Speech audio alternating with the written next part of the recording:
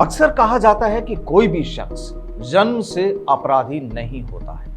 अब या तो हालात उसे जरायम की दुनिया में लाकर खड़ा कर देते हैं या फिर उसकी सोहबत उसे अपराध के दलदल में लाकर खड़ा कर देती है। नमस्कार, मैं हूं प्रदीप आजाद और आज की केस डायरी में हम बात करेंगे राजस्थान में चर्चित रहे आनंद पाल सिंह की।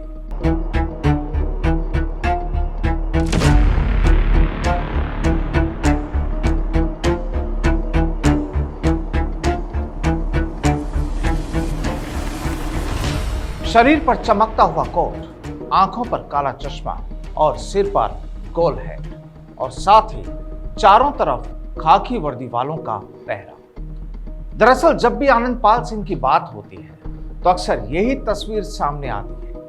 अपराध की दुनिया में अपना साम्राज्य खड़ा करने वाला आनंद पाल भले ही अब इस दुनिया में ना हो, लेकिन उसके कारनामों के चर्चे आज भी राजस्थान में होते रहते हैं। लेकिन सवाल यह भी उठता है कि क्या आनंद पाल सिंह अपने शुरुआती जीवन से ही कोई अपराधी था? तो शायद इसका जवाब होगा नहीं। आनंद पाल सिंह के जीवन पर अगर नजर डाली जाए तो सामने आता है कि साल 1997 में वो बीएड के जरिए टीचर बनना चाहता था ताकि शिक्षा के जरिए वो बच्चों का भविष्य संवार सके, लेकिन शायद नियति को कुछ और ही मंजूर था। अब अपनी सरकारी नौकरी की तैयारी के बीच ही आनंद पाल ने गांव सांवराद में सीमेंट की एजेंसी ले ली, लेकिन इस काम के बीच ही आनंद पाल का झुकाव सियासत की तरफ हो गया और अपनी सियासी चाहत के चलते उसने साल 2000 में लाडनू पंचायत समिति का चुनाव लड़ा और गांव के लोगों ने उसे पंचायत समिति सदस्य चुन लिया, यानी वो जीत गया। अब जब एक बार आनंद पाल को कामयाबी मिल गई तो इसके बाद उसने फिर से निर्दलीय तौर पर पंचायत समिति प्रधान का चुनाव लड़ा। उसके खिलाफ लाडनू के विधायक रहे हरजी राम बुर्डक का बेटा जगन्नाथ बुर्डक चुनाव लड़ रहा था और इस चुनाव में आनंद पाल को कामयाबी नहीं मिल पाई और वो 2 वोट से मात खा गया। अब प्रधान का चुनाव आनंद पाल भले ही 2 वोट से हार गया हो, लेकिन आनंद पाल और उसके समर्थकों को यकीन था कि उसे जालसाजी से यानी फर्जीवाड़े से चुनाव हराया गया है और इसके चलते बुर्डक और आनंद पाल के समर्थक आमने सामने हो गए, भिड़ गए और इसके बाद से ही आनंद पाल की सोच बदल गई। कहते हैं कि सियासत में कभी भी और कुछ भी हो सकता है। यहां सब कुछ संभव है और शायद यहां भी ऐसा ही हुआ।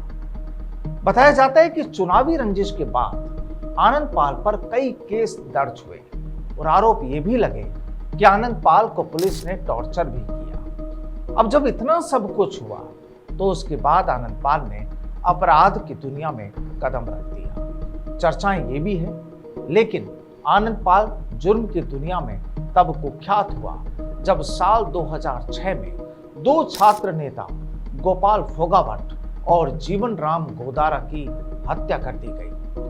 फोगावट और गोदारा जाट नेता थे, जबकि आनंद पाल राजपूत था। दरअसल जून 2006 में नागौर के डीडवाना के गोदारा मार्केट में आनंद पाल ने छात्र नेता जीवन राम गोदारा की सरेआम गोली मारकर हत्या कर दी। गोदारा की हत्या के खिलाफ जाट समुदाय लामबंद हो गया और नागौर में बड़ा प्रदर्शन हुआ। इससे पहले गोदारा ने फौजी मदन सिंह राठौड़ की बेरहमी से हत्या की थी। चर्चा हुई कि गोदारा की हत्या कर आनंद पाल ने मदन सिंह की हत्या का बदला लिया है।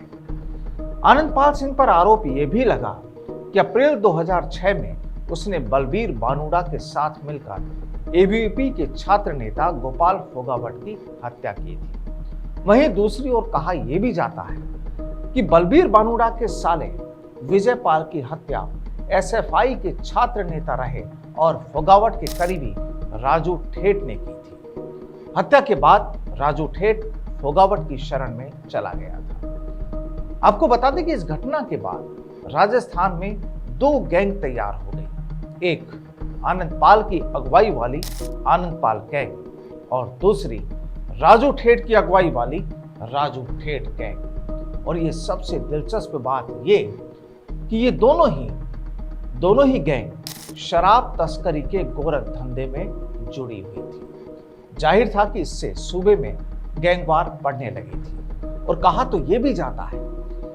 कि इन दोनों गैंग को सियासी वर्दस्त भी मिलने लगा था।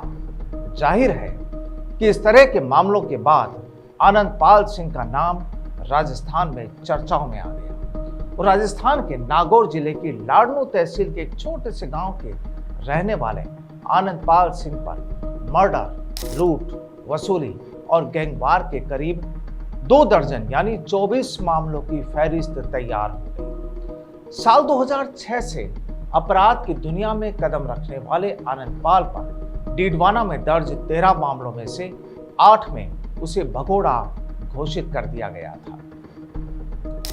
कहा जाता है कि आनंदपाल राजस्थान के अपराध जगत में हथियारों और खून खराबे के सहारे पहले नंबर पर आना चाहता था। वो लिकर किंग बनना चाहता है, जिसके कारण विरोधी गैंग से उसकी लड़ाई होती रही। बीकानेर जेल में 2015 में भी उसका गैंगवार हुआ था, जिसमें उसे भी गोली लगी थी। सीकर में हुए गोपाल फोगावट हत्याकांड में भी उसी का हाथ बताया गया और ये मामला विधानसभा में भी उठा था। जून 2011 में उस पर आरोप लगा कि बीकानेर के सुजानगढ़ में भोजलाई चौराहे पर उसने गोलीबारी की, जिसमें 3 लोग घायल हुए थे। आरोप था कि उसी दिन उसने गनौड़ा जगह में शराब ठेके पर सेल्समैन के भाई को मार दिया। आपको बता दें कि 44 साल के आनंदपाल सिंह के पास बीएड की डिग्री थी और उस पर हत्या और जबरन वसूली जैसे गंभीर आरोप लगे थे। लेकिन अपने 2 दशक के कैरियर के दौरान वो अक्सर चर्चाओं में रहता। साल 2000 में पंचायत चुनाव में उसकी असफल भागीदारी से लेकर 2014 में बीकानेर जेल के अंदर प्रतिद्वंदी यानी एंटी गिरोह के 2 सदस्यों की हत्या करने तक के मामले भी काफी चर्चाओं में रहे। लेकिन आनंदपाल सिंह को लेकर सिक्के के दूसरी तस्वीर को भी देख लिया जाए और वो ये कि गैंगस्टर आनंदपाल सिंह की प्रेम कहानी भी यानी लव स्टोरी भी खूब चर्चित रही। लेडी डॉन अनुराधा चौधरी उसकी प्रेमिका रह चुकी है। जींस पैंट के साथ टी शर्ट और शर्ट में रहने वाली लंबी कटकाठी की अनुराधा जयपुर की रहने वाली थी और वो अजमेर के सोफिया कॉलेज में पढ़ी लिखी और फर्राटे से अंग्रेजी बोलने वाली। लेकिन जल्द पैसा कमाने और अय्याश भरी जिंदगी की चाह ने उसे अपराध की दुनिया में खींच लिया और वो आनंदपाल के गैंग में शामिल हो गई। धीरे धीरे अनुराधा आनंदपाल सिंह के करीब आई और देखते देखते गैंग में नंबर 2 बन गई। साल 2012 में आनंदपाल के जेल जाने के बाद उसने पूरी गैंग की कमान संभाल ली थी। आपको बता दें कि आनंदपाल सिंह पहले बीकानेर और फिर अजमेर जेल में बंद रहा। 3 सितंबर 2015 को आनंदपाल और उसके साथी सुभाष मोंड की नागौर कोर्ट में पेशी थी। पुलिस वैन में उसे फिर अजमेर सेंट्रल जेल लाया जा रहा था, लेकिन आनंदपाल ने लौटते हुए पुलिस वालों को मिठाई खिलाई और जिसके बाद पुलिसकर्मी नशे में सो गए। आगे उसके साथियों ने सड़क रोक ली और गोलियां चलाते हुए आनंदपाल को भगा कर ले गए और इसमें एक पुलिसकर्मी भी मारा गया था। लेकिन फिर इस घटना के बाद तस्वीर बदल गई। दरअसल साल 2017 में भारी दबाव के बीच राजस्थान के सालासर में पुलिस ने एनकाउंटर के दौरान गैंगस्टर आनंदपाल सिंह को मार गिराया था। आरोप यह भी है कि इस एनकाउंटर के दौरान आनंदपाल और उसके 2 साथियों ने AK-47 से पुलिस पर करीब 100 राउंड फायर किए थे। लेकिन पुलिस की जवाबी कार्रवाई में आनंदपाल को 6 गोलियां लगी थी और 2 पुलिसकर्मी भी घायल हुए।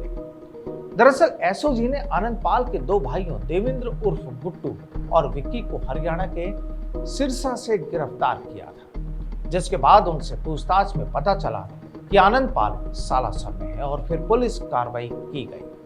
बहरहाल राजस्थान में जब जब गैंगस्टर्स की बात की जाती है तो आनंदपाल सिंह का नाम काफी चर्चाओं में रहता है। आनंदपाल सिंह के एनकाउंटर के बाद कुछ पुलिस अफसरों के पसीने भी आए, लेकिन कहा यही जाता है कि किसी भी अपराधी का जाल तभी तक फैलता है जब तक उसे सियासी बर्दाश्त मिलता रहे।